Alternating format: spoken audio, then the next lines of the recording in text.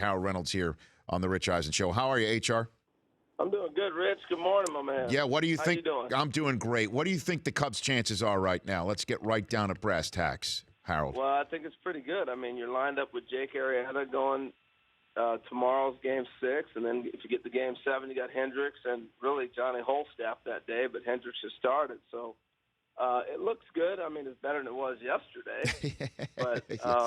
yeah, I mean, Cleveland's got to win one game. That's the difference. But I don't want to hedge my bet towards the Cubs because their offense has been so anemic, but you do add Kyle Schwarber back into the lineup as a DH in the American League game. It extends that lineup a little bit more, and the Cubs are, they're looking a lot better than they were a couple of days ago. So let's put our finger on this question that so many fans are trying to figure out, certainly those who might have just parachuted in for the World Series, is what makes the Indians so good, Harold? What is it about this team? Well, they're unconventional in the sense that it's almost a throwback type of team, where Terry Francona is using Andrew Miller in an unconventional way, but if you'd have been playing in the 80s, you'd have thought no big deal of it, where guys are coming out of the bullpen using that main guy, and he's going to throw 3 or 4 innings or 2 or 3 innings, and that's what Terry's done. Their bullpen at the end, and a great closer in Chad Allen who's been able to do that, but he's flip-flopped those two, so that's what's made it unconventional. You may see Allen in the 6th inning and Miller in the 8th, or you might see Miller in the 4th and Allen closing the game in the 9th. So he's used those two best weapons out of the bullpen uniquely. The other thing they've done is they make a lot of contact and they run. They put pressure on you. So I think that's why and what makes them so different. I guess the big overriding story, why it's a little bit of a surprise, is really they only have one healthy starter in Kluber, who started the season anyway. Cy Young Award winner couple of years ago, and he's really been carrying the load in the starting rotation, and then they've kind of mixed and matched. So that's why it's an intriguing story, different, and Francona's getting it done. Harold Reynolds, MLB Network analyst, longtime Major League Baseball player, joining me here on the Rich Eisen Show. So when it comes down to it with the Cubs and the Indians, what do you think is the biggest difference maker in Game 6 and or 7 for this, Harold? Jake Arrieta, I mean, the first game in Cleveland that the Cubs won this game, he had 5 1/3 no-hit ball. If he comes out and throws like he's capable of throwing, he can shut down the Cleveland lineup, and I really believe the Cubs' offense is starting to wake up. I heard the in-bump with Chris Bryant's home run. He hadn't done much this series, so he's starting to swing the bat. But Arrieta, it's all on his shoulders tomorrow.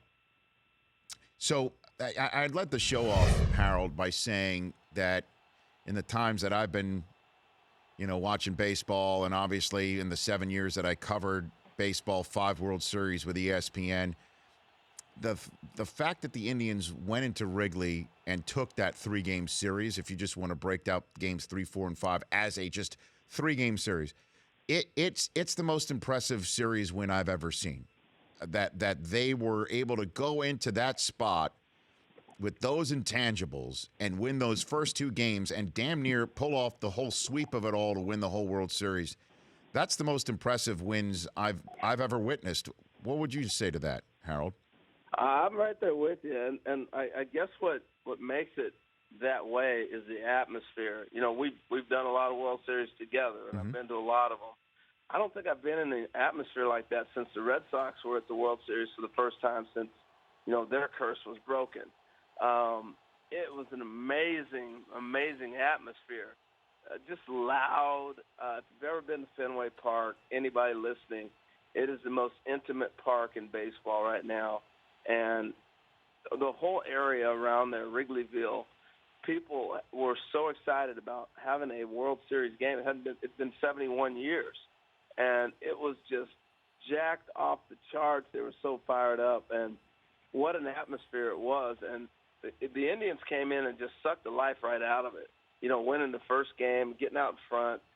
It was quiet as could be.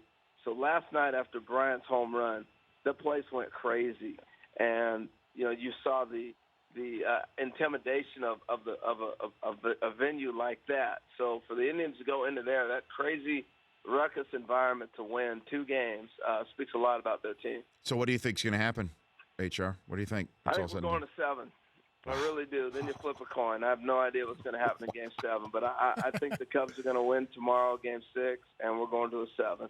Oh, my gosh. And it is a great series. I mean, both cities. Cleveland was fired up. LeBron and his whole team, the teammates were there. The whole city was excited.